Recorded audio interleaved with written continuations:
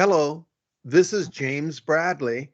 I'm known as JB East, and I'm here in New Zealand. Beautiful morning, sun is coming up, and I'm waving to my buddy JB West, Jeff Brown, out there in Normandy. Hello, Jeff. Hey, James. Hey, we for the last few weeks, I guess a couple weeks, about 14 days, the waters have been roiled out here in the Pacific. There's somebody who wants to visit the Pacific from America, and the Chinese are a little upset about it. And I thought we would talk about it, but first, let's establish the facts, and then we can go on to what each of us think. So, Jeff, you want to take it and tell us the facts of what's happening right now? Yes, Nancy Pelosi, she's Speaker of the House in the United States, which is a very important position in the U.S. Constitution. After the U.S. President and the U.S. Vice President, if they were to be eliminated, then she would become president. So it's a very high level position. The last time someone of her rank came to Taiwan was in 1997, and I'll comment on that after we get over the facts, and that was Newt Gingrich, who was also Speaker of the House. Right now, we know that Nancy Pelosi talked about coming a month or two ago and supposedly got COVID, and so she canceled her trip to Taiwan. Now she is on a Asian tour, and the mainstream media is saying she's going to go to Taiwan. What we do know is that China is not going to take it sitting down this time like they did in 1997.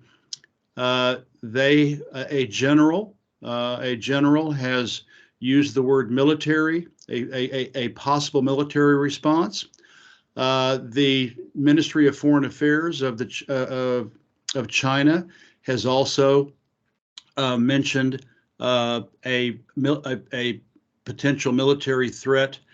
And then yesterday, Xi Jinping, the president of China, and Joe Biden, the president of the United States, talked for 2.5 hours by phone.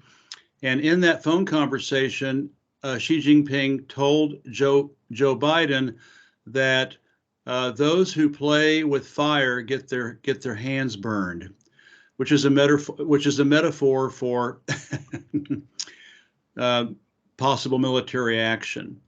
And that's where we stand. The USS Ronald Reagan, an aircraft carrier, has gone inside the 1,000-kilometer limit.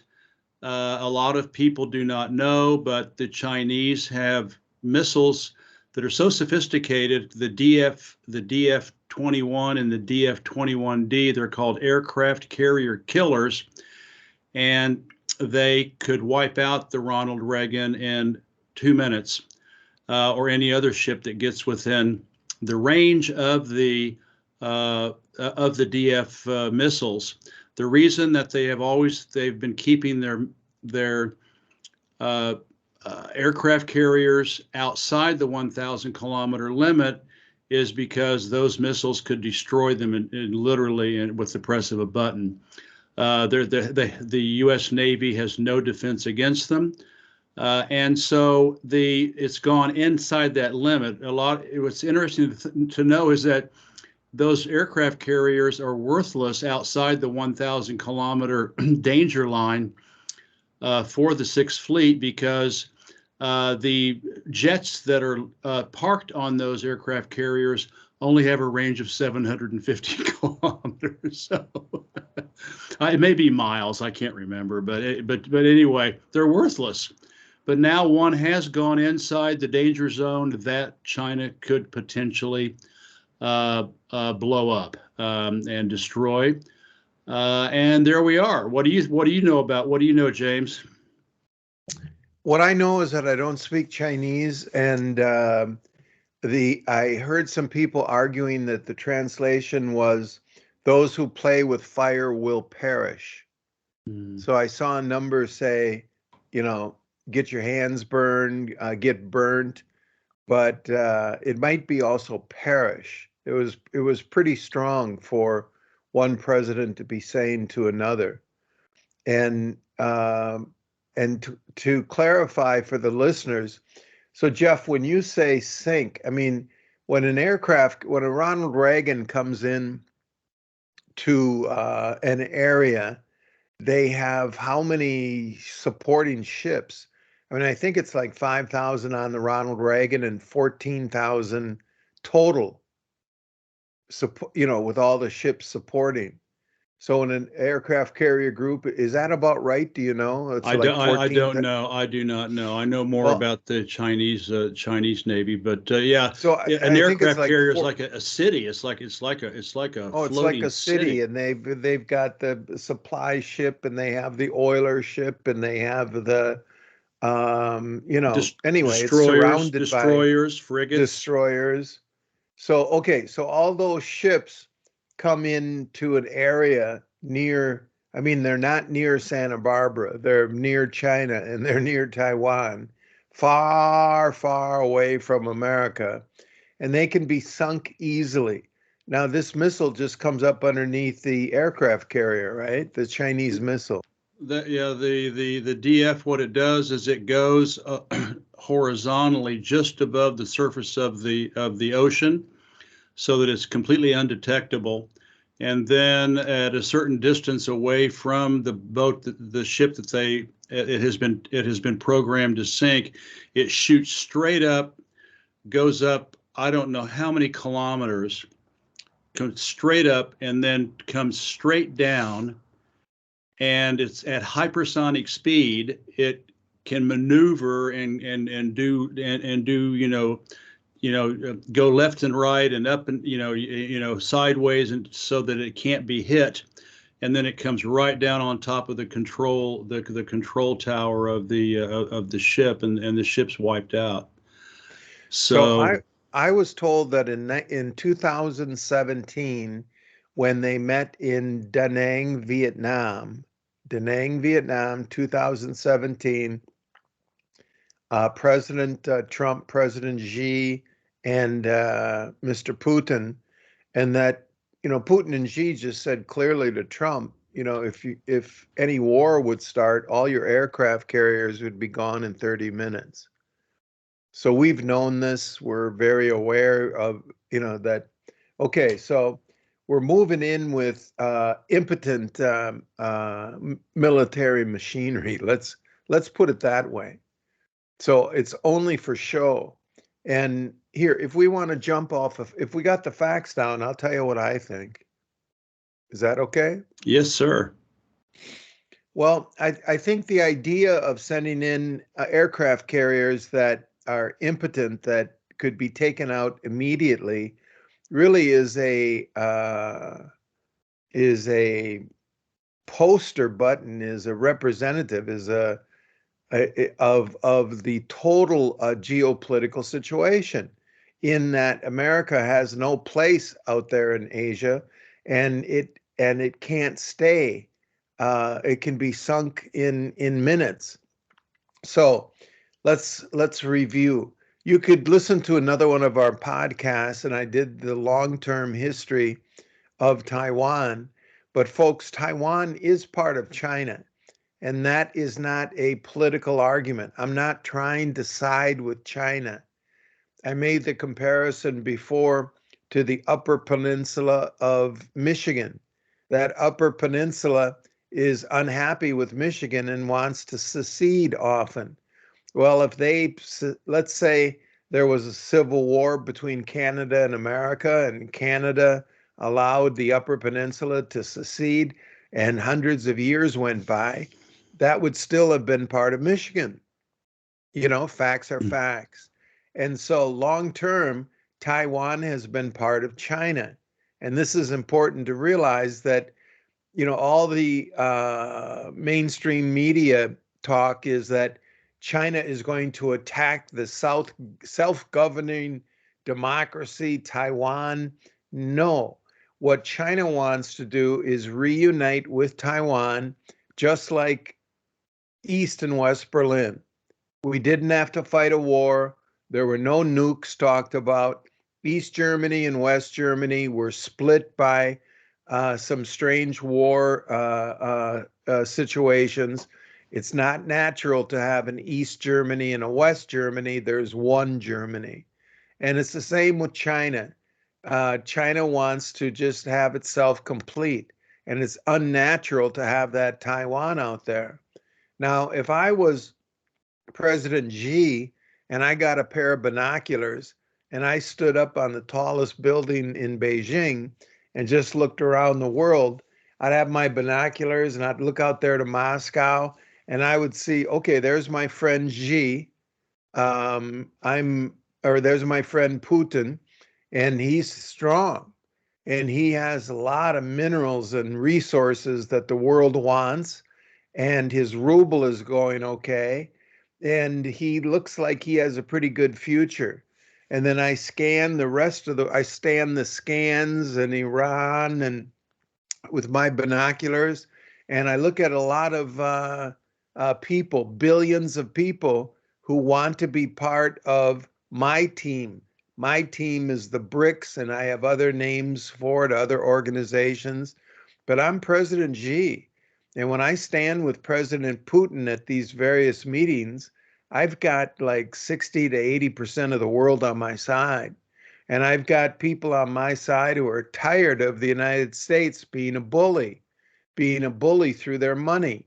It's unforgivable that the United States stole Russia's money. And a lot of people are upset about it. And Xi and Putin and the other boys, they're going to start their own currency, and they are going to have their own SWIFT system, their own system to move this money around. Now, as I move with the binoculars, I look at the Pacific. That Pacific is right next to me, and the water is right next to me. Why can't the United States treat that like they treat the Caribbean? The Chinese and Russians are not in the Caribbean causing headaches for the people in Washington. You know, China's not poking into San Francisco Bay. So on the other side, how come America gets to be poking so close to China? And as far as Taiwan, that's ours. And we can sink anybody who tries to defend Taiwan. As far as Americans have to get over the old idea that this is, 1958 and America is strong and we could do an amphibious assault on Taiwan. Folks, America is not going to be able to defend Taiwan. It's not World War II, and we're going to make a stand. China is in complete control of the situation. Now I look further with my binoculars beyond Taiwan, and I see the western part of the United States. I see those great ports of Seattle and San Francisco and Los Angeles and San Diego. And you know what? They are all gummed up. They don't look ready for war. The American ports are not even working, at their capacity. They can't even hardly unload the ships and get things going. Then I look with my binoculars across the United States and I see a divided country. And I look at the United States military and I see a weakened, woke military that was forced to take the shot. I see a weakened military that, is taking classes on pronouns and wokeness. And in that military, there are guys who have to salute women, somebody dressed as a woman who has a penis. It doesn't, it doesn't make sense in this woke military. And if you look at the statistics, the military recruiting is way, way, way down. Over 50% of the military recruiting comes from military families. Grandpa was in the military, dad was in the military, and a son goes into the military. Well, those traditional military families are telling their sons, don't go into this American military. So I see a weakened military if I'm President Xi. And then I look at the East Coast military coffers, the military bunkers, and I see those are being unloaded out across the Atlantic um, to Ukraine. And those weapons just go down a hole. We don't know where they go. They're going on the black market.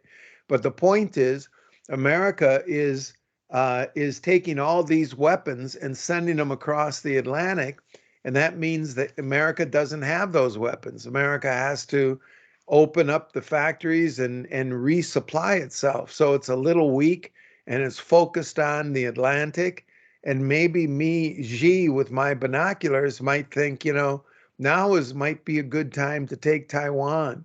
Disorganized America, divided America, the military not up to snuff, the Navy unable to protect Taiwan. And then I'll close by saying I'm James Bradley, and personally, I've been traveling in and out of Taiwan since 1974. I never lived in Taiwan, but I've been all over the place from 1974 on. I lived on the islands in between China and Taiwan, the Penghu Islands, that China, would have to take if it militarily assaulted Taiwan. And I have a daughter who lives in Taipei. She speaks Mandarin. She's whatever she is, a citizen of Taiwan, but she's gone through the process. And if she heard us talking about a military threat of China taking Taiwan, she'd almost fall asleep. She doesn't want to talk about it because in Taiwan, they've been talking about it forever. And while it might be inevitable, it's just a bunch of talk. And I say to her, Michelle, but what would happen if China takes Taiwan? You're living in Taiwan. What do you think would happen? And she just looks at me like this is hardly worth talking about. And she says, Daddy, my identification papers would turn another color. That's about it. So that's her bottom line on what's going to happen. This is being overhyped by the American press that it's a military confrontation. China doesn't want a military confrontation. They want to reunite with its lost its lost appendage. They want a brother to come back home. And the only way there will be military conflict over Taiwan is if America starts it. So that's my view, I think. I'm sure I missed some things, Jeff, but how about you? How does it look from Normandy? I'd like to point out to everybody that when Newt Gingrich visited Taiwan in 1997, the global dynamics were completely different. Yes, he was the Speaker of the House, same level as Nancy Pelosi, but China had just lost Deng Xiaoping, the paramount leader, from the 1980s into the 1990s. That was a huge blow. They had just signed the agreement with the British to return Hong Kong back to China over a 50-year period. They hadn't even gotten to Macau yet. That did not happen until 1999. China's economy was a pittance to what it is now. The United States was relatively much more powerful back then. The dollar was not in the dire straits that it is in today, and nor had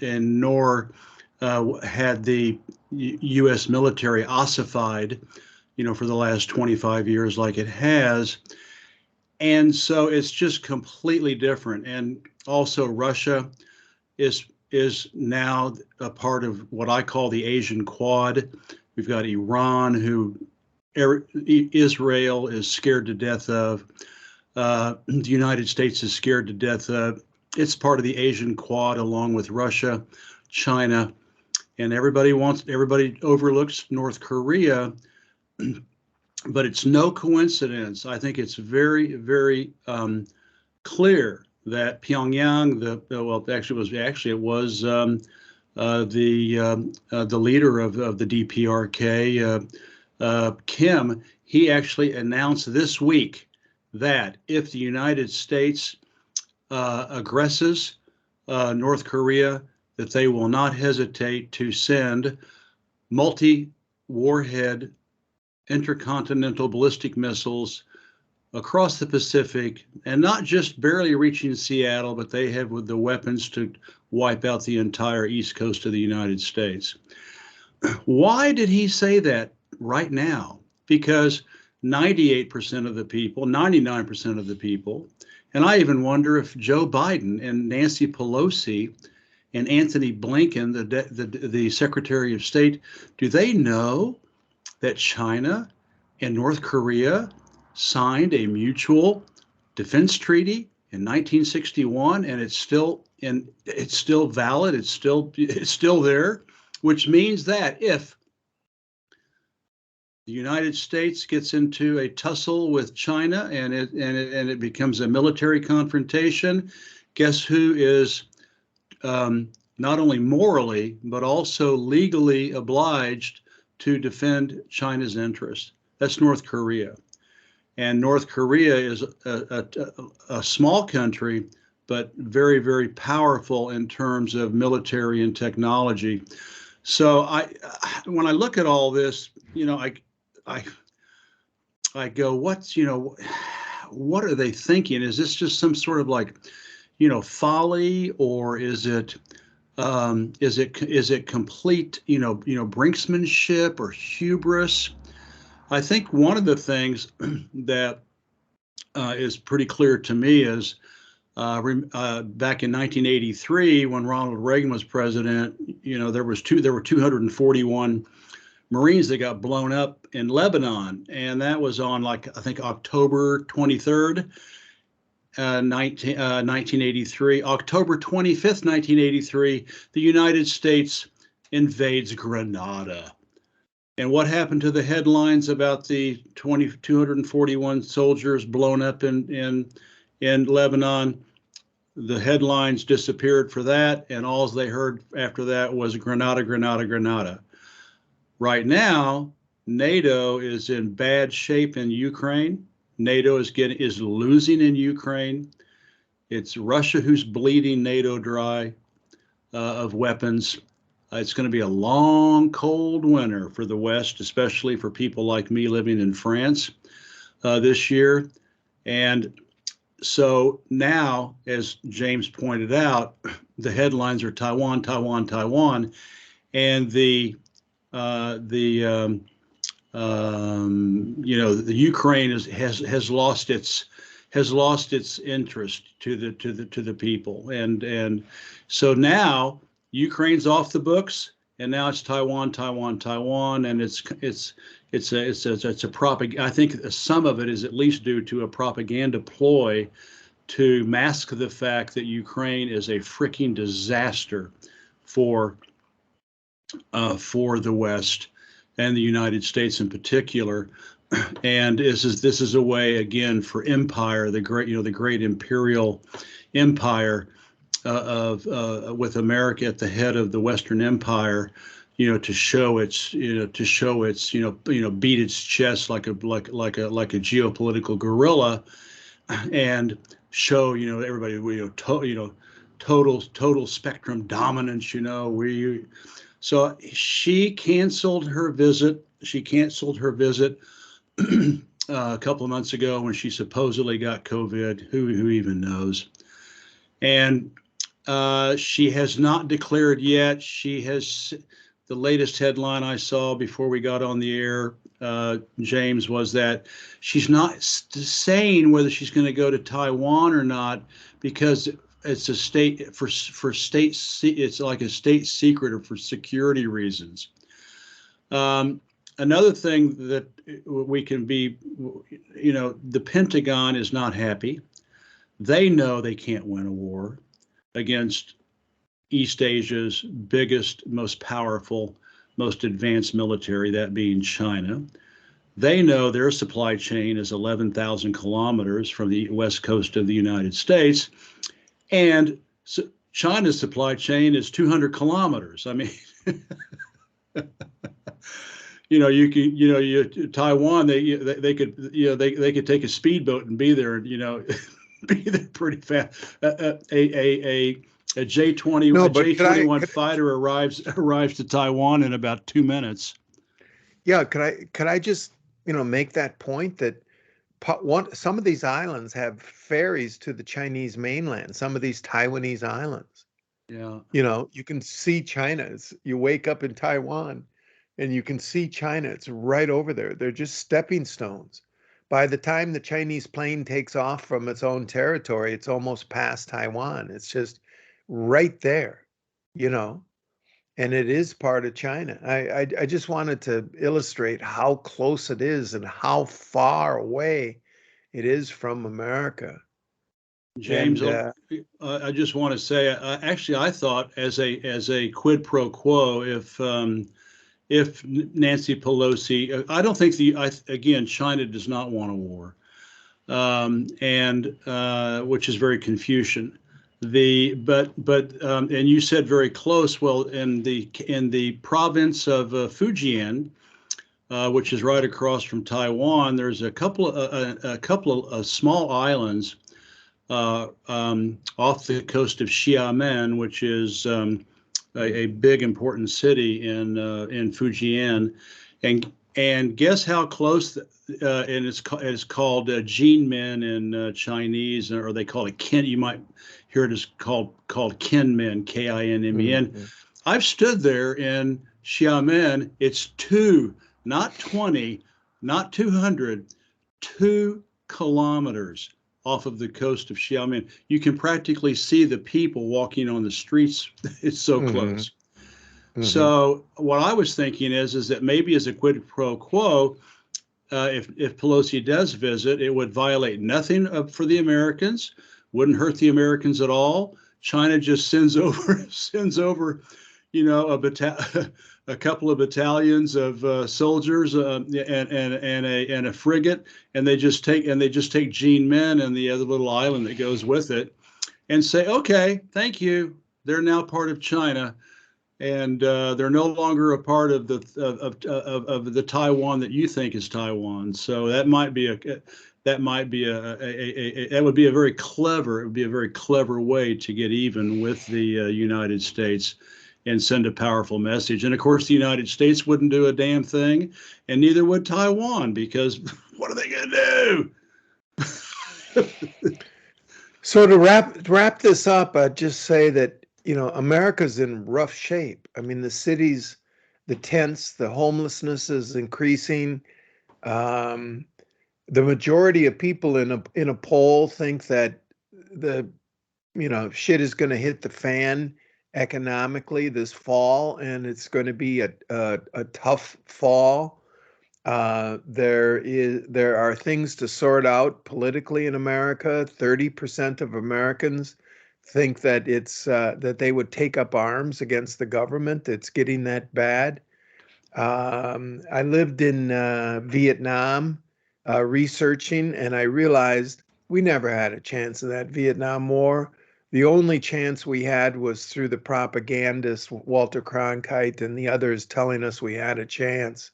But the Vietnam War was lost all the time we fought it. I walked across Afghanistan knowing that's the toughest people in the world and the toughest geography in the world. And America invades, spends 20 years, and just nothing. Iraq, invasion, trillions, nothing. Ukraine is a loser. and our tax money is going over to Ukraine, and no one knows where it ends up. The idea of getting involved militarily out in the South China Sea with China, just forget it. We can't win. I'm not saying this as anyone critical of America. I'm just saying practically, if you look at the globe and you look at the armaments, we cannot win. All we can do is cause further trouble and spend more money. It's time for the empire to come back home and repair its center, to heal the core, and going out to Taiwan is not in the interests of the United States of America. I think what's going to happen, James, is she's obviously getting pressure from the Pentagon. I even think Biden is not really happy about it, and with her insisting on going. But I think what's going to happen is that she probably told Biden last night when they had their 2.5 hour conversation. There's going to be something really, probably something military, like, I don't know, other than taking Gene men, I don't know what they could do except establish a no-fly zone. But then that's not going to work either, because eventually there will be a conflict with the United States. And so I think what's going to happen is she got COVID 2 months ago, and I think they're not going to call it they're not going to say she's calling off her visit to Taiwan. They're going to call it a, quote, postponement, end of quote. And they're going to come up with some reason for her not to go because, and we will find out what happens when, if she does visit, we'll know what she told Biden last night, and then we're going to see what the results are. So we'll keep our fingers crossed that it might be something as just as simple as, taking Gene men and that's that, and that there will be no, and I think China will avoid any military contact directly with the United States, and only target something that would affect Taiwan and not the United States. Probably. And in closing, I'd like to say to Americans to look at this more realistically. We didn't look at the Russia situation realistically. Remember, the ruble was going to be rubble. Remember, we were going to just shut down the Russian economy. No, but this is just yesterday. We're gonna smash Russia. Well, it didn't happen, and we're going to smash the Iraqis, and we're going to smash the Taliban.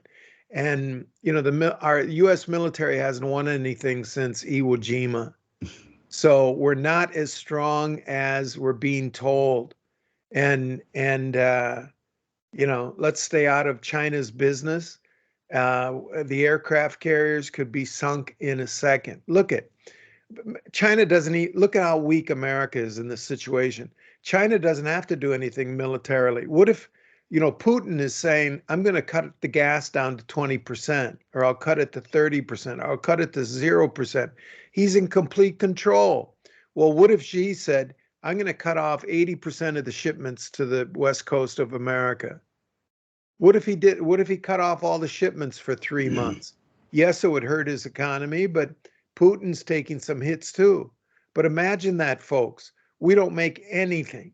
There'd be nothing coming in. I mean, we wouldn't be able to function if China just stopped shipping, much less military. So we've got to wake up to how the world is situated today, rather than imagining some Rambo movies, some Top Gun from the past. Thank you, James. Okay, well, if we're all done, this is JB East in New Zealand with the sun coming up, saying goodbye to JB West out there in Normandy. And I'm watching the sunset. Okay, see Talk to you later. Bye-bye.